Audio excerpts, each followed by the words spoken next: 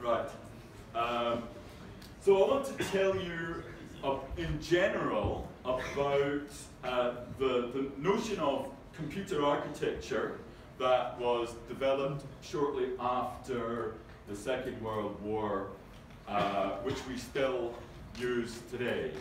And the main designer of that thing was a guy who was born in 1903 in Hungary by the name of János Neumann. He was Jewish, and it wasn't all that much fun to be a Jew in some parts of Europe. In 1926 he moved from Hungary to a place where it was more fun to be Jewish, namely Germany. And he changed his name to Johann von Neumann to fit in. And then things became pretty hot for him in Germany too. So in 1930 he became John von Neumann and moved to the United States and was heavily involved in things like the Manhattan Project. So there's a lot of dead Japanese people thanks to John von Neumann. We live a life of constant fear of nuclear annihilation thanks to John von Neumann and his friends. He also invented set theory as we know it, and he invented the computer as we know it. So I suppose we have some things to thank him for. Would we rather not live in fear of nuclear annihilation, but still figure stuff out on the back of an envelope? I don't know. It's hard to tell. It's tricky business. One's contribution to science. It's not always morally neutral. What fun. Anyway, what did he invent? He invented this way of organizing computers. Let's see if I can zoom out a little. There we go.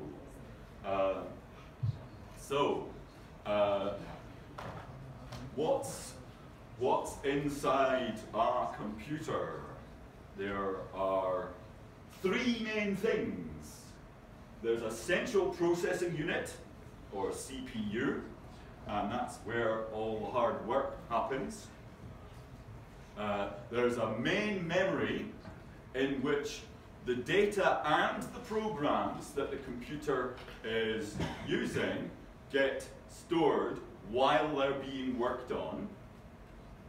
And then there is an input-output system which enables the computer to communicate with you and also with external storage for more data and programs, also these days with the internet. So those are the three main components, and they communicate via bundles of wire, which are called, for some strange reason, buses. I think it's a German word. Usually there are three buses. There's a control bus, which allows the CPU to transmit commands to the rest of the system, but also to receive status information. So for example, if there's some external network communication, or maybe somebody presses a key on the keyboard, or something like that, a signal would be sent to the CPU on the control bus to say there's something for you to pay attention to. So control bus signals go both ways, and you can think of them as transmitting commands. Meanwhile, there's another bundle of wires called the address bus.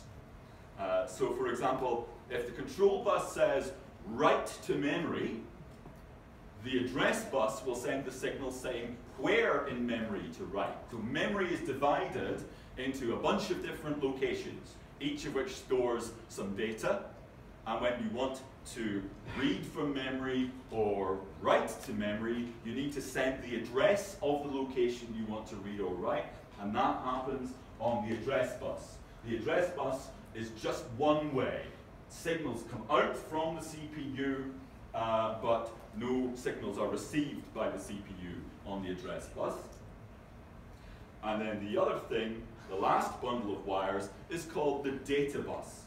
So for example, if the CPU sent read memory on the control bus and sent the address of a particular memory location on the address bus, then the value stored at that memory location would come back to the CPU along the data bus. Similarly, if the control bus is sending write to memory, the address bus will carry where in memory to write, and the data bus will carry the value to put into that memory location going from the CPU to main memory. Okay? So that's the general idea. It's important to understand that the main working memory of the computer is not inside the CPU. The CPU actually knows very little, and there has to be all of this communication along the buses for the computer ever to get any work done.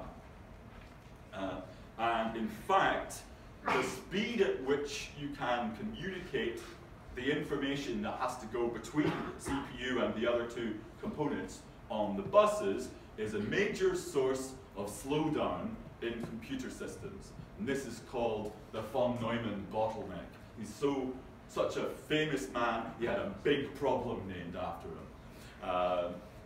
The von Neumann bottleneck is the problem that whatever information the CPU needs in order to do some work, it has to be transmitted via the buses. So the CPU might be a massive circuit capable of doing all sorts of calculations, but if it can't get the data to calculate on, there's no use in having all of that power. So that's a big problem, and it's getting worse and worse. The more we have multi-core processors, for example, the more processor power we have, but then the more trouble we have getting enough information to the processor to keep all of those cores busy. So the more cores we have, the worse the von Neumann bottleneck gets. And people are doing all sorts of clever things to counteract that problem.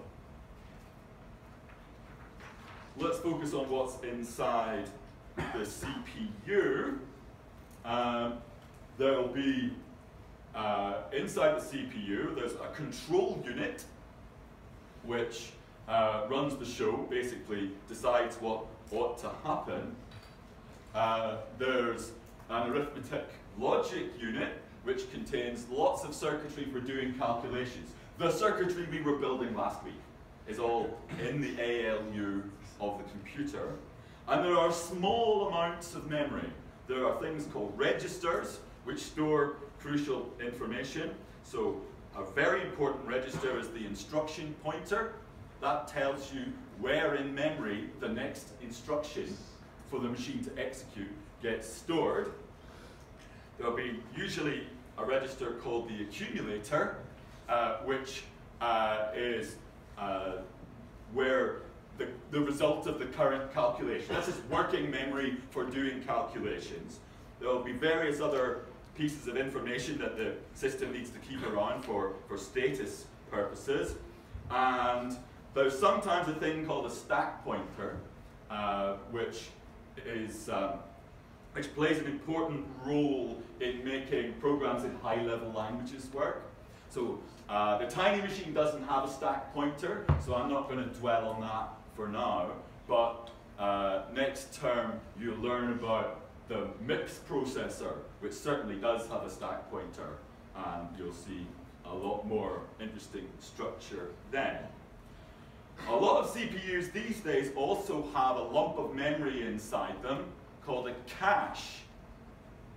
And a cache is a local copy of a bit of active working memory.